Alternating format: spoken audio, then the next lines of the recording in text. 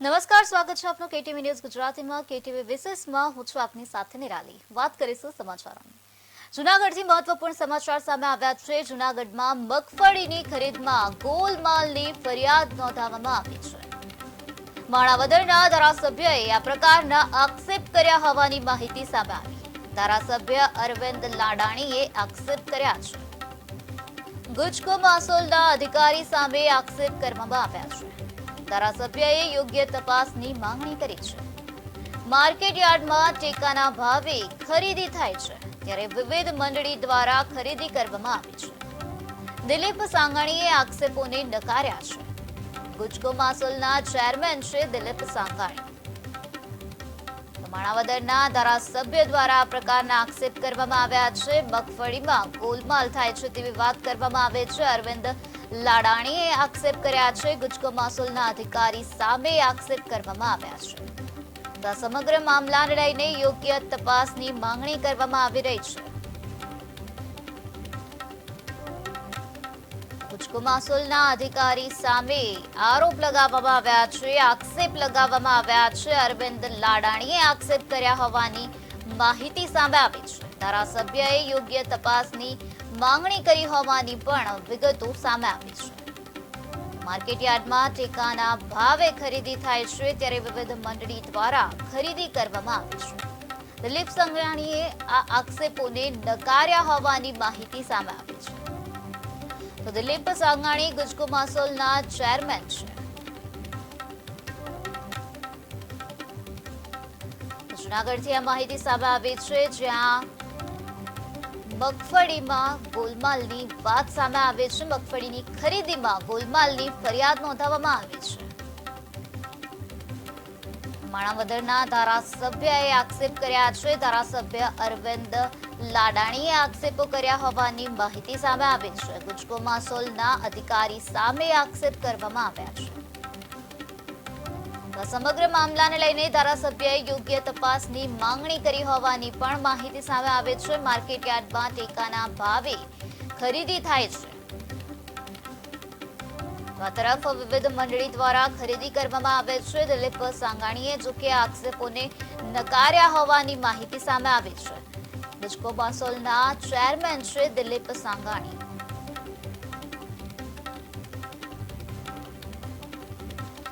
મગફળીની ખરીદીમાં ગેરરીતિ જોવા મળી રહી છે. મગફળીની ખરીદીમાં ગોલમાલની ફરિયાદ નોંધાવવામાં આવી છે. વિવિધ મંડળી દ્વારા ખરીદી કરવામાં આવી છે. દિલીપ સાંગાણીએ આક્ષેપોને નકારી કાઢ્યા હોવાની વાત સામે આવી છે.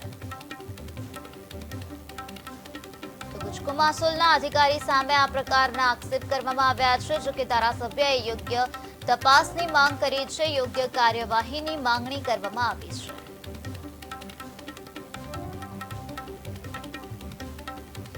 સમગ્ર મામલાને લઈને અત્યારે તપાસ હાથ ધરવામાં આવી રહી છે. આ સમગ્ર મામલાની કાર્યવાહી કરવામાં આવી રહી છે.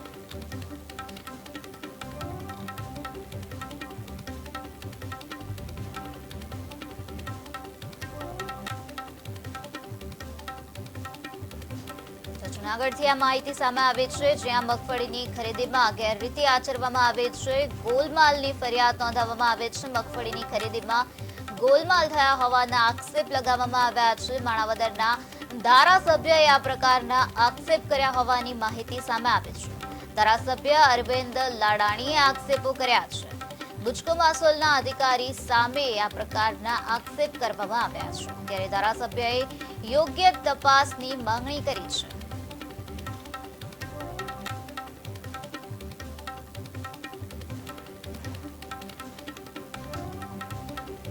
મામલાને લઈને યોગ્ય તપાસની માંગણી કરવામાં આવી રહી છે. કાર્યવાહી કરવામાં આવી રહી છે. મગફળીની ખરીદીમાં ગેરરીતિ આચરવામાં આવી હોવાના આક્ષેપ કરવામાં આવ્યા છે.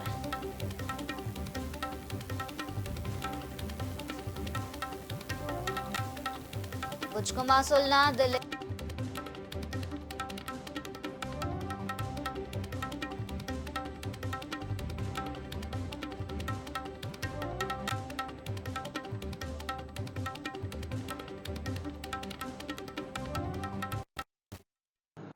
ગુજરાત સરકાર જ્યારે મગફળીની ખરીદી માટે ઓનલાઈન ચાલુ કરેલ ત્યારે માણાવદર તાલુકામાંથી અંદાજિત 6,200થી વધુ ખેડૂતોએ મગફળી માટેની ઓનલાઈન કરેલ. ત્યારબાદ જ્યારે સરકાર દ્વારા જે એજન્સીઓ નીમવામાં આવી ત્યારે શરૂઆતમાં માણાવદર તાલુકામાં 2 મંડળીઓને આ ખરીદી માટેની માન્યતા આપેલ. ત્યારબાદ આ ખરીદી બારદાનને કારણે ધીમી ચાલતા અમોએ સરકારશ્રીમાં રજૂઆત કરી અને વધારાની 2 મંડળી ચાલુ કરવાની માગણી કરેલ, જે સરકારે મંજૂર રાખી અને માણાવદર તાલુકામાં કુલ 4 સંસ્થાઓ મારફત મગફળીની ખરીદી ચાલુ કરેલ હતી. જ્યારે વધારાની 2 મંડળીની મગફળી ખરીદી ચાલુ કરવાની થઈ ત્યારે આ બંને મંડળીઓને 600 આસપાસનું મેપિંગ આપી અને ખરીદી ચાલુ થયેલ. આ બંને પાછળની મંડળીઓ જે હતી 3 નંબર અને 4 નંબર એની ખરીદીનું જે મેપિંગ પૂર્ણ થતા ફરીથી માગણી કરતા ક્રમ નંબર 1 વાળી જે સંસ્થા છે, જે માણાવદર બાંટવા તાલુકા ખરીદ વેચાણ સંઘ તે છે, તેમાંથી મેપિંગ કાપી અને 200, 3 અને 4 ને આપેલ. જે 2 નંબરની મંડળી જે છે જે સંસ્થા ત્યારે આ મુદ્દે વાતચીત કરવા માટે આપણી સાથે ગુજકોમાસોલના ચેરમેન દિલીપ સંઘાણી જોડાઈ ગયા છે. જે દિલીપભાઈ, સ્વાગત છે આપનું કેટીવી ન્યૂઝ ગુજરાતીમાં. દિલીપભાઈ, હું તમને પૂછવા માંગીશ કે જૂનાગઢમાં મગફળીની ખરીદીમાં ગોલમાલની ફરિયાદની વાત માણાવદરના ધારાસભ્યએ કરી છે. ધારાસભ્ય દ્વારા આ પ્રકારના આક્ષેપ કરવામાં આવ્યા છે. આ વાતને લઈને તમારી શું પ્રતિક્રિયા છે? આજે ધારાસભ્ય અને મને પ્રેસ મીડિયાના માધ્યમથી તે સાથે જોડ્યા હતા. એમને પોતે બતાવ્યું કે મેં કોઈ એવી ફરિયાદ ભ્રષ્ટાચારની નથી કરી. માત્ર બારદાન નિયમિત નહોતા નથી આ જ બાબતની મારી ફરિયાદ હતી. ત્યારબાદ સવારે અમારા ગુજકોમાસોલના અધિકારી નરેન્દ્રસિંહ પપ્પાએ મને જણાવ્યું કે અમારા નામ જો જ્યારે કરપ્શનના આક્ષેપો થયા છે તો તમે 1 કરોડનો દાવો કરવો છે આક્ષેપ કરનારની સામે મંજૂરી આપો. મંજૂરી આપો. ત્યારબાદ વિવિધ મીડિયાના મિત્રો સાથે પણ વાત થઈ. છેલ્લે મને અને માનવતાના ધારાસભ્યને સાથે જોડીને એક મીડિયામાં વાત થઈ ત્યારે મને ધારાસભ્યએ ફોન લાઈન મીડિયા ઉપર જ જણાવ્યું લાઈવ ડિબેટમાં કે મેં કોઈ આર્થિક રીતે ગોલમાલની ફરિયાદ કરી નથી. માત્ર બારદાનની નથી મળતા આ બાબતની મારી ફરિયાદ હતી. વાસ્તવિકતા છે કે બારદાન જે છે એ દાખલે પૂરા પાડવાના હતા. માન્ય પ્રધાનમંત્રી મોદીજીએ ગુજરાતના ખેડૂતોના હિતમાં 13 લાખ ટન મગફળી ખરીદવાની મંજૂરી આપી. ખૂબ ઊંચા ભાવ એમએસપીના હતા. એના કારણે ખેડૂતોએ ખૂબ મોટો ઘટાડો પણ કરેલો. 8 લાખ ટન મગફળી ગુજકોમાસોલે ખરીદવાની હતી. 7 લાખ ખરીદાઈ ચૂકી છે. માણાવદરમાં 4 સેક્ટર હતા, એમાંથી 3 સેક્ટરમાં જે મગફળી ખરીદવાની ફાળવણી હતી એ પણ પૂર્ણ થઈ ગઈ છે. 1 સેક્ટર બાકી છે, એમાં માત્ર 71% ખરીદી થઈ ગઈ છે. બાકીની થોડા દિવસમાં પૂરી થઈ જશે. એવા સમયે કોઈ માધ્યમથી કે કોઈ રીતે ભ્રષ્ટાચારની સાથે જોડીને આ વાતો થઈ. આ વાતનો ખુલાસો ધારાસભ્યએ મારી સાથે મીડિયા ઓનલાઈન કર્યો છે. એટલે હું માનું છું કે હવે આ મુદ્દાને કોઈ રહેતું નથી. કારણ કે જે દિવસે આ ખરીદી માન્ય ભૂપેન્દ્રભાઈ પટેલ અને રાજુભાઈ પટેલે ગુજકોમાસોલને સોંપી તે દિવસે મેં જાહેરાત કરી. કોઈ પણ જગ્યાએથી કોઈ પણ સેક્ટર ઉપર કોઈ પણ પ્રકારની ફરિયાદ કરપ્શનની અનિયમિતતાની વ્યવહાર બરાબર ન હોય તો અમને જણાવશો તો તાત્કાલિક આ બાબતમાં એક્શન લેશું. મને આનંદ છે કે આજે 75% કરતાં વધારે ખરીદી અમે પૂર્ણ કરી છે અને થોડા દિવસમાં બાકીની ખરીદી પૂર્ણ થઈ જશે. એવા સમયે પારદર્શક રાશિ ગુજકોમાસોલ ખરીદી કરે છે. એક પણ ફરિયાદ આ 75% ખરીદી પૂર્ણ થઈ ત્યાં સુધીમાં મને મળી નથી. આજે પેલો કિસ્સો હતો એની પર પસ્તાવો થઈ ગઈ છે.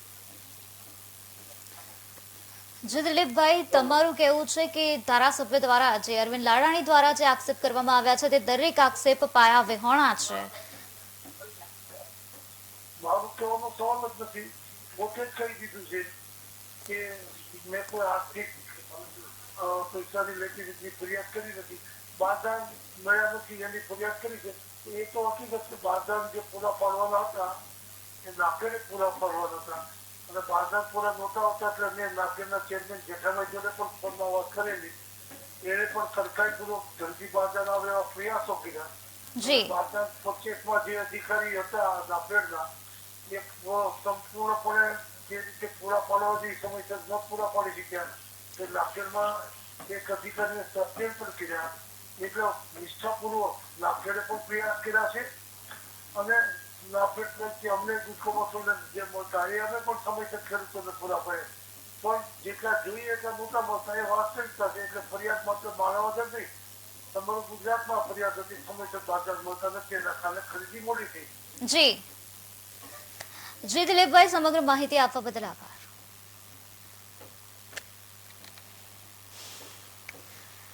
તો જૂનાગઢમાં મગફળીની ખરીદીમાં ગોલમાલની ફરિયાદ નોંધાવવામાં આવી છે, જેને ચેરમેન દ્વારા નકારી દેવામાં આવે છે. માણાવદરના ધારાસભ્યએ આ પ્રકારના આક્ષેપ કર્યા છે. ધારાસભ્ય અરવિંદ લાડાણીએ ચેરમેન પર આક્ષેપ કર્યા છે. મગફળીની ખરીદીમાં ગોલમાલને લઈને આક્ષેપ કરવામાં આવ્યા છે.